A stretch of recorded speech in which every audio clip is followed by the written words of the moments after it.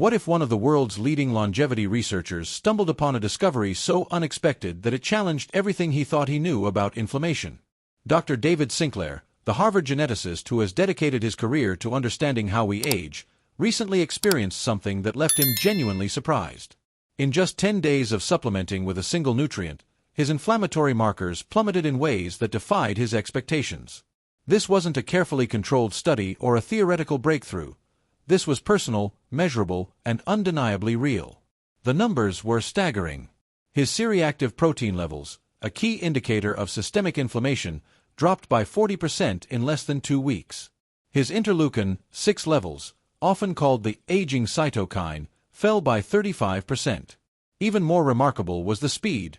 Changes that typically take months with conventional anti-inflammatory approaches happened in a matter of days. For a scientist who has spent decades studying the mechanisms of aging and inflammation, this was nothing short of revolutionary. But here's what makes this discovery even more significant. The nutrient in question isn't some exotic compound or cutting-edge pharmaceutical. It's something that should be abundant in our diets, yet an estimated 80% of Americans are unknowingly deficient. This deficiency is so widespread that it's creating a hidden epidemic of chronic inflammation, accelerating aging processes, and contributing to diseases that now affect over 125 million Americans. The implications are profound. If Sinclair's experience can be replicated, and emerging research suggests it can, we're looking at a fundamental shift in how we approach inflammation, metabolic health, and even the aging process itself. This isn't about managing symptoms or slowing progression. This is about addressing a root cause that has been hiding in plain sight for decades. Dr. Sinclair's journey to this discovery began not with a grand research hypothesis, but with a personal health concern that many Americans can relate to. At 54, despite his extensive knowledge of longevity science and meticulous attention to his health protocols, he noticed something troubling during his routine blood work. His inflammatory markers were creeping upward, not dramatically, but enough to catch the attention of someone who monitors these numbers religiously.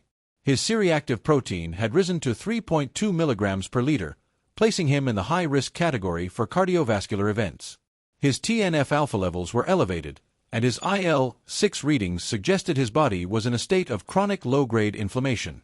For someone who follows an anti-inflammatory diet, exercises regularly, and takes a carefully curated selection of supplements, these numbers were both puzzling and concerning. Traditional medical wisdom would have suggested increasing his omega-3 intake, perhaps adding turmeric or other conventional anti-inflammatory compounds. Some physicians might have recommended a statin or even a low-dose anti-inflammatory medication. But Sinclair, with his deep understanding of cellular metabolism, suspected something more fundamental was at play. He began reviewing recent research on metabolic inflammation, diving into studies on cellular energy production and the role of various cofactors in maintaining healthy inflammatory responses. What he discovered surprised him.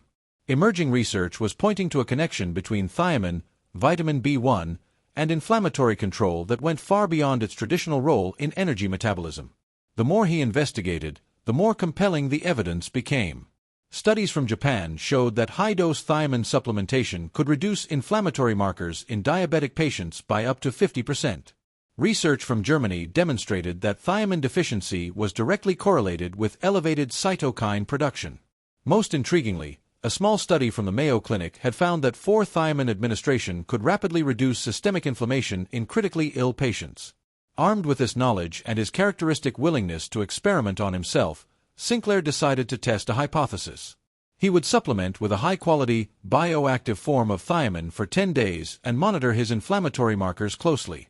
The dose he chose, 300 milligrams of benfotiamine daily, was significantly higher than typical recommendations but well within safety parameters established by research. The mechanism behind thiamine's anti-inflammatory effects reveals just how interconnected our cellular systems truly are. To understand why Sinclair's inflammatory markers dropped so dramatically, we need to examine what happens at the cellular level when thiamine availability increases. Thiamine, in its active form as thiamine pyrophosphate, serves as a crucial cofactor in cellular energy production. It's essential for the proper functioning of key enzymes in glucose metabolism, including pyruvate dehydrogenase and alpha-ketoglutarate dehydrogenase. When these enzymes function optimally, cells can efficiently convert glucose into usable energy without producing excessive inflammatory byproducts. But here's where it gets interesting. and where conventional medicine has missed a critical connection. When thiamine levels are insufficient, glucose metabolism becomes inefficient. Cells begin producing advanced glycation end products, or AGEs, at accelerated rates. These AGEs are potent inflammatory triggers that activate nuclear factor kappa B, a master regulator of inflammatory gene expression. Think of it as a metabolic traffic jam. When thiamine deficiency creates bottlenecks in energy production, glucose molecules begin stacking up and reacting with proteins in ways that shouldn't happen. These malformed protein-glucose complexes become alarm signals, triggering inflammatory cascades that can persist for months or even years. Dr. Sinclair's rapid response to thiamine supplementation suggests his cells were operating in exactly this kind of metabolic traffic jam. Within 72 hours of beginning supplementation, his pyruvate levels normalized, indicating that his cells could once again efficiently process glucose. By day 5, his lactate production had decreased significantly, suggesting reduced cellular stress and improved mitochondrial function.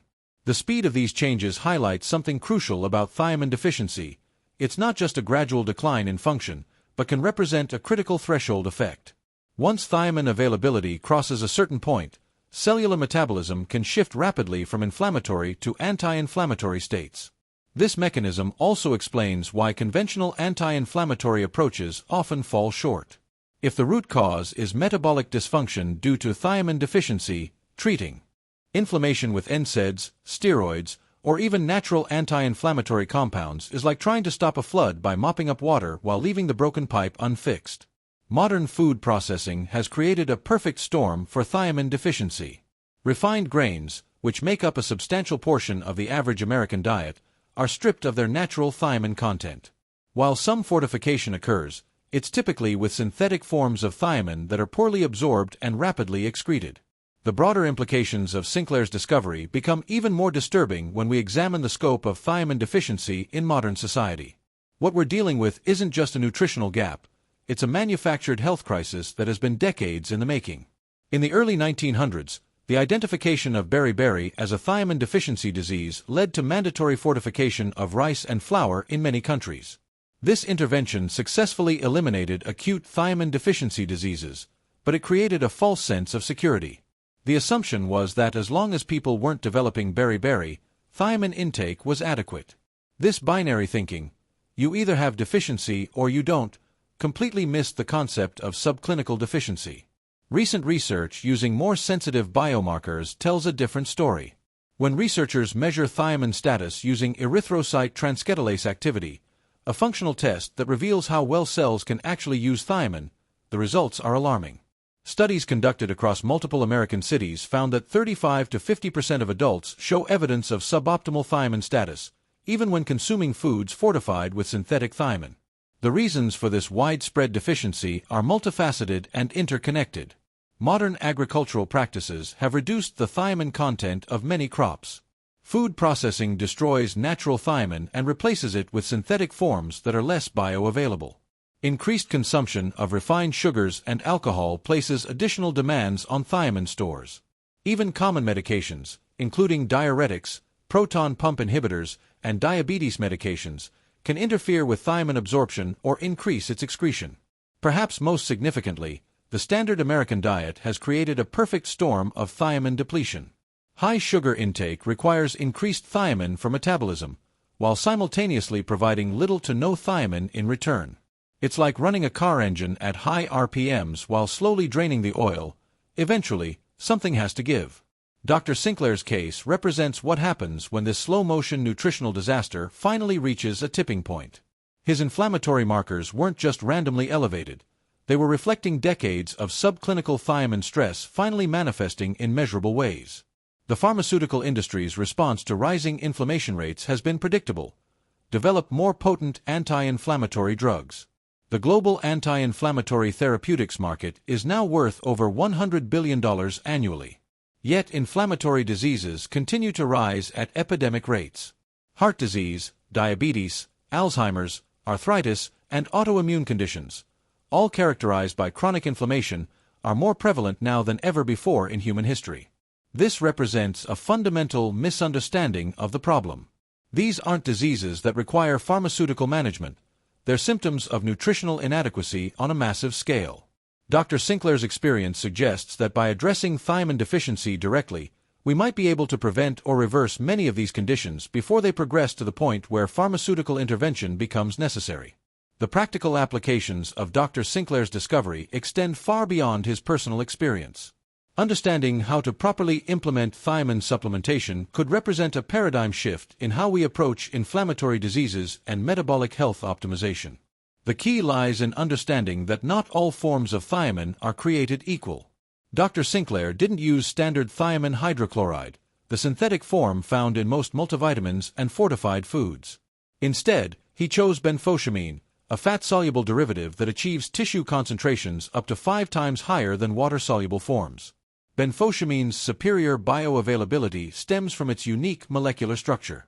Unlike thiamine hydrochloride, which relies on specific transport proteins that can become saturated at relatively low doses, benfotiamine can cross cell membranes directly.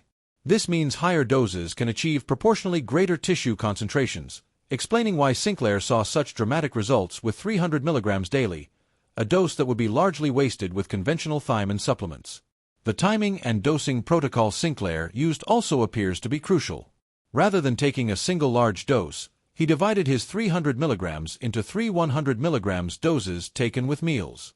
This approach maximizes absorption while minimizing the gastrointestinal upset that can occur with high-dose B vitamins.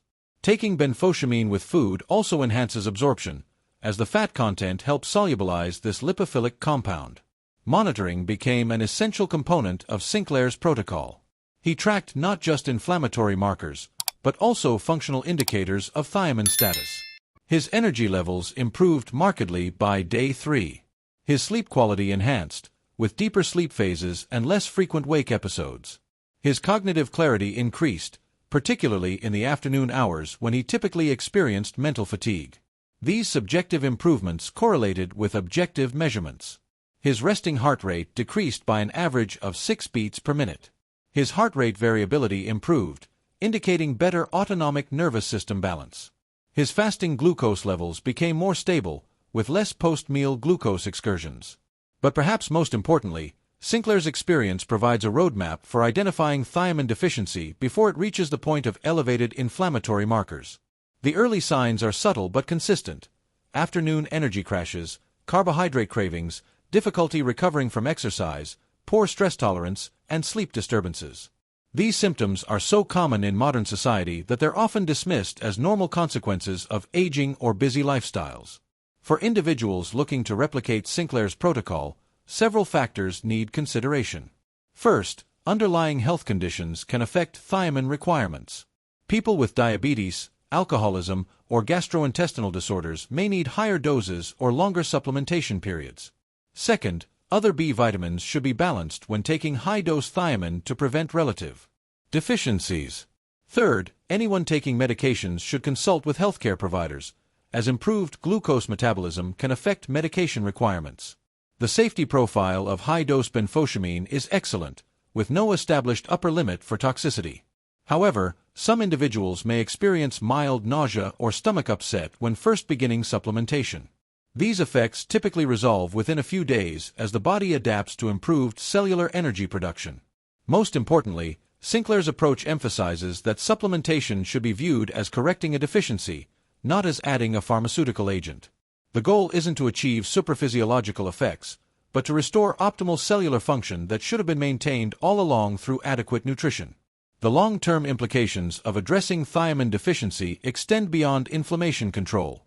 Improved cellular energy production supports better cognitive function, enhanced exercise recovery, more stable blood sugar, improved cardiovascular health, and potentially slower aging processes. In essence, correcting this fundamental nutritional deficiency may represent one of the most cost-effective interventions for promoting healthy longevity, something Dr. David Sinclair, with his focus on lifespan extension, undoubtedly appreciates. This discovery serves as a powerful reminder that sometimes the most profound health improvements come not from complex interventions, but from addressing simple nutritional inadequacies that have been overlooked by mainstream medicine. In Dr. Sinclair's case, 10 days with the right nutrient achieved what years of other interventions had not: a dramatic reduction in inflammatory markers and a renewed appreciation for the power of nutritional biochemistry.